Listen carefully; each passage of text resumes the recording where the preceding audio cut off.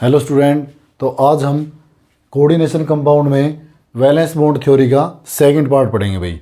ठीक है, जो हमने कोऑर्डिनेशन कंपाउंड में कल वैलेंस बॉन्ड थ्योरी के पोस्टुलेट के साथ साथ दो इम्पोर्टेंट क्वेश्चंस को भी किया था।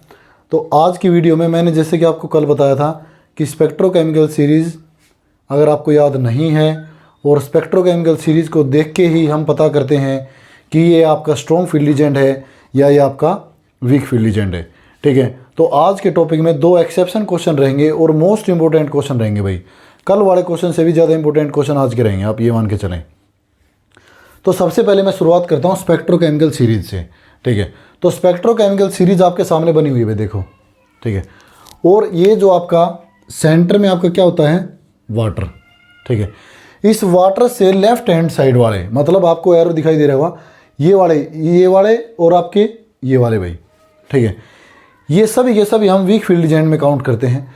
और वाटर से आपके राइट हैंड साइड वाले लीजेंट्स, ठीक है, इनको हम क्या काउंट करते हैं, स्ट्रॉन्ग फील्ड एजेंट्स में काउंट करते हैं। ओके स्टूडेंट, लेकिन एक क्वेश्चन तो मैंने उठाया है जो स्ट्रॉन्ग फील्ड एजेंट है उसका, एक क्वेश्चन मैंने उठाया है जो वीक फील्ड एजेंट है उसका, और ये दोनों के दोनों क्वेश्चन ही बेटा क्या है, अपने आप में एक्सेप्शन केस रखते हैं। तो बारी बारी करके हम दोनों क्वेश्चंस को समझेंगे आज की वीडियो में, तो ध्यान से समझे भाई। एक बार स्पेक्ट्रोकेमिकल सीरीज में आपको बता देता हूँ, ये आयोडीन है, ये ब्रोमीन है, ये आपका सल्फर है, ये आपका एससीएन को हम थायोसाइनेटो बोलते हैं, क्लोरीन, फ्लोरीन, OH, C2O4 को ऑक्जेलेटो बोलते हैं या ऑक्जेलेट आइंस भी आप बोल सकते हो, ये ऑक्सीजन, ये वाटर, ये NCS का मतलब आपका आइसोथायोसाइनेट, NH3 अमोनिया, EN का मतलब इथाइलिन डायमीन, और NO2 का मतलब आपका नाइट्रोजन डाइऑक्साइड, और CN साइनाइड, और लास्ट में आपका CO लीजेंड, CO। मतलब ये सभी लीजेंड हम मानते हैं कि ये स्ट्रॉन्ग फील्ड लीजेंड है। और H2O से लेफ्ट हैंड साइड वाले हम क्या मानते हैं, ये सभी के सभी क्या बेटा आपके वीक फील्ड लीजेंड्स हैं। ठीक है, तो आज का टॉपिक हम स्टार्ट करते हैं इन दो क्वेश्चंस को लेके। ठीक है, ये आपके मेन क्वेश्चन रहेंगे भाई आज की वीडियो में, तो ध्यान से सुनना भाई। पहले मैं यही वाला क्वेश्चन उठाता हूँ। ठीक है, सेम जैसे कि हमने क्वेश्चन कल किया था, सब कुछ सेम है, लेकिन आज के क्वेश्चन में क्या है, हम ये पता करेंगे ये एक्सेप्शन केस में पेयरिंग होती है या नहीं होती है। ठीक है, तो कोई भी क्वेश्चन आपका पेयरिंग होगी या नहीं होगी उसको जब हम कुछ सोल्व कर लेंगे आधा, जब भी हम पता लगा सकते हैं, और अदरवाइज हम स्पेक्ट्रोकेमिकल सीरीज से भी डायरेक्ट पता लगा सकते हैं। तो कुछ एक्सेप्शन है वो मैंने आपको बता रहा हूँ, ठीक है, ताकि आप कन्फ्यूज ना हो। तो सबसे पहले जैसे एक बार स्पेक्ट्रोकेमिकल सीरीज को मिटाते हैं भाई, सभी देख लें एक बार। तो CrNH3 के ऊपर आपका 3+ का चार्ज है। ठीक है, ये वाला क्वेश्चन हम करने जा रहे हैं। CrNH3 6 लीजेंड है और इसके ऊपर चार्ज कितना बेटा आपका 3+ का है। क्लियर स्टूडेंट, तो यहाँ पे सबसे पहले हमें क्या देखना पड़ेगा भाई, इसका एटॉमिक नंबर कितना है Cr का। Cr का एटॉमिक नंबर सभी को पता है 24। कल वाले ही पॉइंट में आपको यहाँ पे रिपीट कर रहा हूँ बेटा बार बार। तो एटॉमिक नंबर 24 है। ठीक है, और इलेक्ट्रॉनिक कॉन्फ़िगरेशन ये भतीजा रो रहा भाई।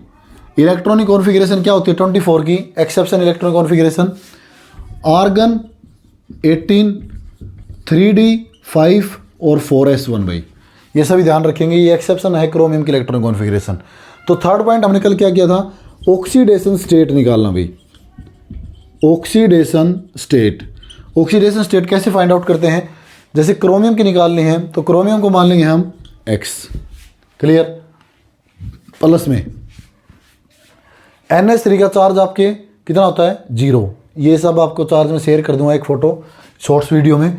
तो NH3 के ऊपर चार्ज कितना बेटा 0, लेकिन है कितने NH3 6। तो 6 × 0 = सेम कल वाले जैसे क्वेश्चन किया था सेम कर रहा हूँ भाई। चार्ज कितना है 3+ का, तो प्लस का 3 है तो +3 लिखेंगे। तो X = +3। क्लियर। फोर्थ स्टेप हमारा क्या था, फोर्थ स्टेप हमारा था ऑर्बिटल्स को ड्रॉ करना। तो GS का मतलब आपका ग्राउंड स्टेट। तो ग्राउंड स्टेट के ऑर्बिटल्स में क्या था भाई, 1 2 3 4 5 के D ऑर्बिटल्स, एक S का, 3 आपके P के, और 5 आपके आउटर D ऑर्बिटल। जैसे कल लिखा था सेम लिख रहे हैं भाई, आउटर D, ये NP, ये NS, ये N-1D। Clear student. अब जैसे कि आपने इलेक्ट्रॉन कॉन्फ़िगरेशन पता है कि हम लास्ट वाले इलेक्ट्रॉन्स को इन ऑर्बिटल्स के अंदर फिल करते हैं। तो 3D में आपको फिल करने हैं 5, एस में कितने हैं 1। क्लियर। इतना करने के बाद जब हम एक्साइटेड स्टेट के ऑर्बिटल्स का डायग्राम बनाते हैं तो इसमें क्या होगा, प्लस की 3 ऑक्सीडेशन स्टेट और 3 इलेक्ट्रॉन आपको बाहर निकालने पड़ेंगे। एक यहाँ से जाएगा, एक यहाँ से जाएगा और एक आपका यहाँ से जाएगा, और बचे हुए इलेक्ट्रॉन आपको यहाँ पे लिखने होते हैं। Clear student. अब इसके बाद कल मैंने बताया था जो एम्प्टी ऑर्बिटल है, ठीक है, उस एम्प्टी ऑर्बिटल्स को ही हमें हाइब्रिड ऑर्बिटल्स में काउंट करना पड़ता है, या उसकी अगर मैं लिखूं तो हाइब्रिडाइजेशन हमें ये एम्प्टी ऑर्बिटल्स ही बताते हैं भाई। तो एम्प्टी ऑर्बिटल्स में हाइब्रिडाइजेशन क्या होगी, 2 तो ये, एक ये और एक ये, मतलब D2sp3 काउंट होगा आपका, इनर ऑर्बिटल्स काउंट होंगे। ठीक है, चेक कर सकते हैं आप मैंने कैसे कैसे किया है। तो इसकी हाइब्रिडाइजेशन होगी आपकी D2sp3। क्लियर, ओके ना। देखो इसमें पेयरिंग भी नहीं हुई, मैं आपको बता दूं। और स्पेक्ट्रोकेमिकल सीरीज में ये NH3 कहाँ पे था, S2 से राइट हैंड साइड में था। तो इस केस में कोई पेयरिंग नहीं हुई, लेकिन फिर भी ज़्यादा चार्ज +3 होने की वजह से, बिना पेयरिंग होने की वजह से जितनी ऑक्सीडेशन स्टेट इस क्वेश्चन में आई उसके अकॉर्डिंग अंदर वाले डी ऑर्बिटल आपके खाली हुए। तो जो अंदर वाले डी ऑर्बिटल खाली हुए, इसका मतलब ये इसके हाइब्रिडाइजेशन क्या होगी, D2sp3। ठीक है, नेक्स्ट आपका इसकी ज्योमेट्री क्या भाई, ज्योमेट्री कोऑर्डिनेशन नंबर 6 है तो क्या हुआ, कोऑर्डिनेशन नंबर अगर आपका 6 है तो इसकी ज्योमेट्री क्या होती भाई, ऑक्टाहेड्रल, सेम ऑक्टाहेड्रल ज्योमेट्री रहेगी। और ये पैरामैग्नेटिक है डायमैग्नेटिक है, बताओ भाई 6th पॉइंट। ये बेटा आपका पैरामैग्नेटिक है भाई। पैरामैग्नेटिक क्यों, क्योंकि इसमें नंबर ऑफ अनपेड इलेक्ट्रॉन है और कितने हैं, 3। ठीक है, तो 7th पॉइंट आपका, 7th पॉइंट मैं यहाँ पे लिखता हूँ भाई। 7th पॉइंट रहेगा आपका मैग्नेटिक मूवमेंट भाई। ठीक है स्टूडेंट, मैग्नेटिक मूवमेंट का कल फार्मूला क्या बताया था, n×n+2 का अंडर रूट। n कितने हैं, n आपका number of unpaired electron, n यहाँ पे है 3, तो 3 × 2 का अंडर रूट कितना आया, 3 + 2 5, 5 3 = 15, अंडर रूट 15। और यूनिट क्या बताई थी कल, bm भाई।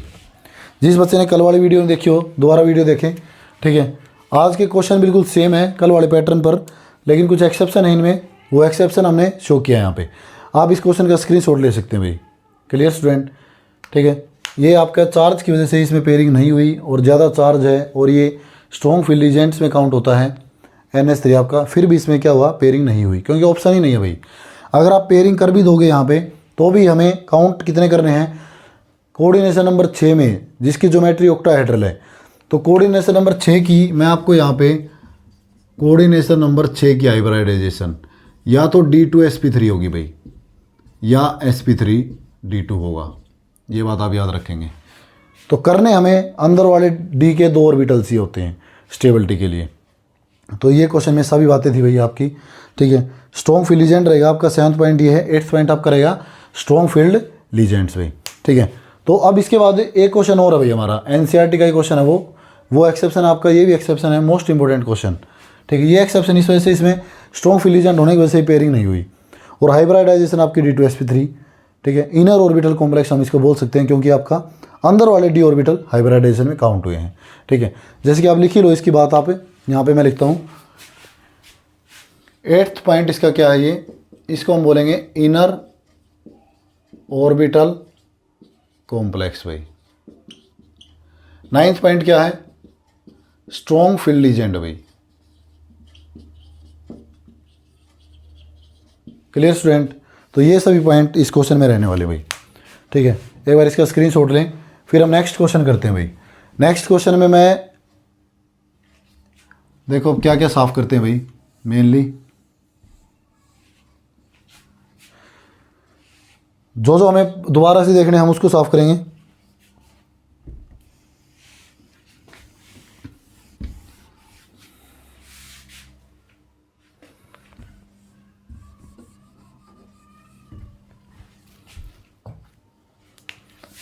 ये आपका था C2O4, लीजेंड कितने 3 और चार्ज कितना है 3 माइनस का भाई, ठीक है।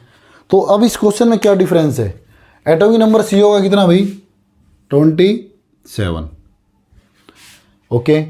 इलेक्ट्रॉनिक कॉन्फ़िगरेशन 27 क्या बेटा, आर्गन 18 3d7 4s2।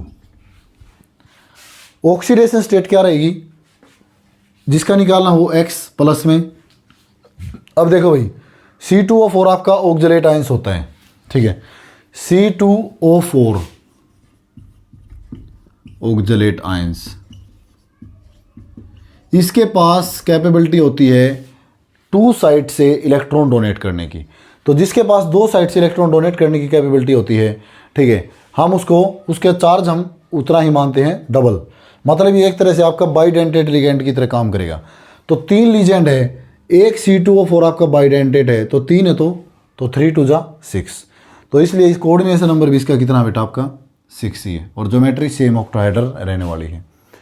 अब ऑक्सीडेशन स्टेट में एक C2O4 के पास 2 साइड इलेक्ट्रॉन डोनेट करने के लिए होती है, तो एक C2O4 का चार्ज -2 और 3 का फिर -6, तो 6 की जगह 3 और 1 का -2 चार्ज और इजिकल टू में -3 आपका यहाँ पे चार्ज दे रखा है। ध्यान से देखिए भाई, यहाँ से कितनी ऑक्सीडेशन स्टेट आएगी, x -6 is equal to -3, x is equal to +3 same आएगी भाई यहाँ पे भी, क्लियर। इन तीनों पॉइंट्स में कोई दिक्कत है तो बताओ भाई। C2O4 होता है ऑक्जेलेट आयंस, ठीक है, इसके ऊपर चार्ज होता है -2 का, क्योंकि ये बाइडेंटेट लीजेंड है।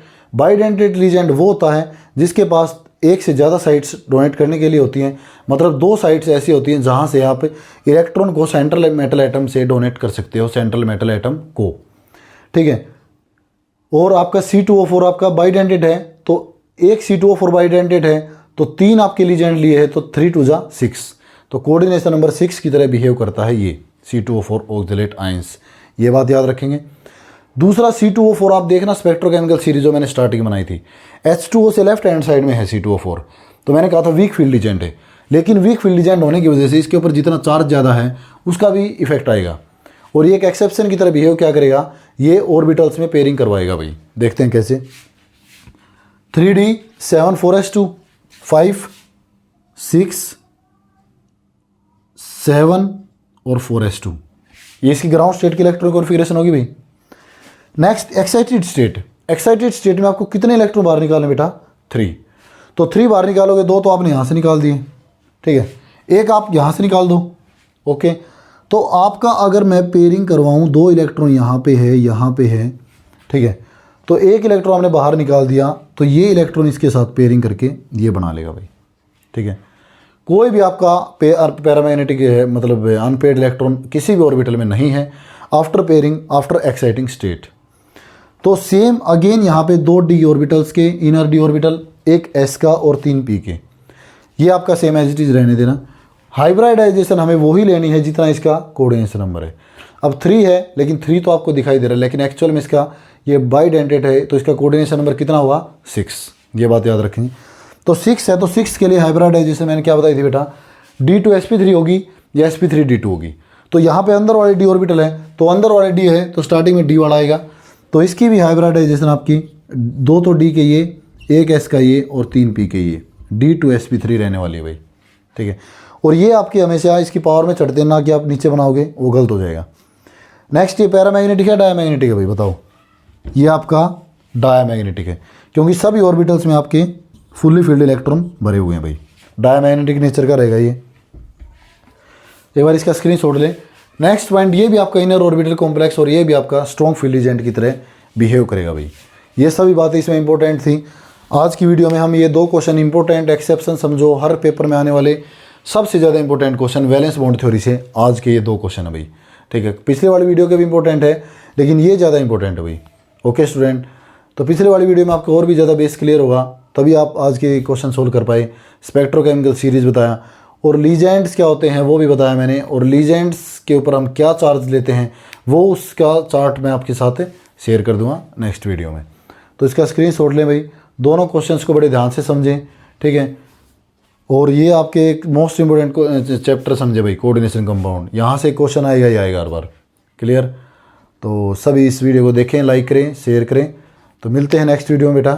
Thank you students.